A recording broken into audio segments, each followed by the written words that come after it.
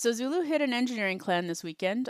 We are still going in this battle. We've got a really good lead, and if we don't mess this up, we should have a good chance to win this because they have a lot more attacks left, you'll see, but they also have a lot fewer from upper town halls, whereas almost all of our attacks are upper town halls.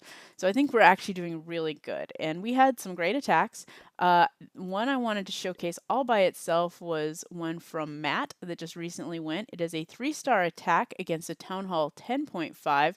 And remember, if you saw the video that I did of the ward earlier this week, Matt likes to throw in some hogs with his bowlers, and I kind of accused him of doing it just to do it, and maybe those hogs didn't have some point. So he wanted to make sure that we got a chance to showcase something that he refers to as the Hog Walk, and the whole point of this attack is to showcase why hogs are important to bring along when you're going to try to do a 3-star attack with bowlers. So you'll see Matt's doing his mental pump up calisthenics here while the clock counts down because that is what Matt does. He's going to place an archer here. Now this is actually a really good thing to do. You will notice that this archer is getting to attack with nothing on her right here. Definitely pay attention to that. You know, he probably could have put one over here too on this side, but he's going to really concentrate over here first. That queen walk goes down. He slapped 4 of his healers on there. You saw one of them went down to that air mine, so he slapped another one on there. It was really important to keep those healers up in order to get that hog walk that we're going to go for at the end of this attack. But, you know, queen walk is super powerful right now, so he's going to start him on the queen and make sure that she gets a good opportunity to do some damage over here. Meanwhile, you'll notice this archer is still going one by one, killing little things off, and he's got a baby dragon over here helping with that.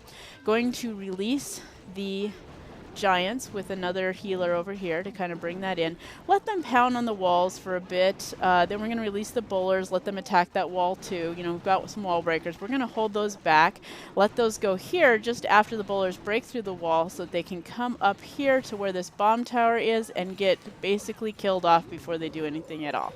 That was some of the strategy just to show off, you know, why you really don't need wall breakers all the time. So now he's going in. You'll see a hound came out. That's great. We've got a giant bomb. It's going to go down here and kill off some of these bowlers. That's also great. We don't want too many bowlers to survive. That's part of the strategy in order to show off why these hogs are so important. Meanwhile, something unfortunate kind of happened, and I will go ahead and pause this here and show this. Look at how many skellies came up and out against these healers. Like I said, the important parts of this attack are really keeping the healers alive and saving those hogs till the end so that you can put the two together. The fact that these skellies all came out is kind of bad, but fortunately he got his queen over here so the queen can go ahead and defend those healers. So rather than helping these bowlers, which is actually kind of good because it lets them kind of go over here and face things alone, she's going to go ahead and shoot down these and help those healers out. Meanwhile, the bowlers are going over here with the giants. They have a jump, so they can go ahead and go in here, but because they're at partial health anyway, this Inferno Tower is going to go ahead and do some more damage. The Wizard Tower is going to help too, and go ahead and get these bowlers so their numbers are really culled down, which, like I said, is important because you don't want them to power through the entire base if you're going to justify your hogs. It doesn't work.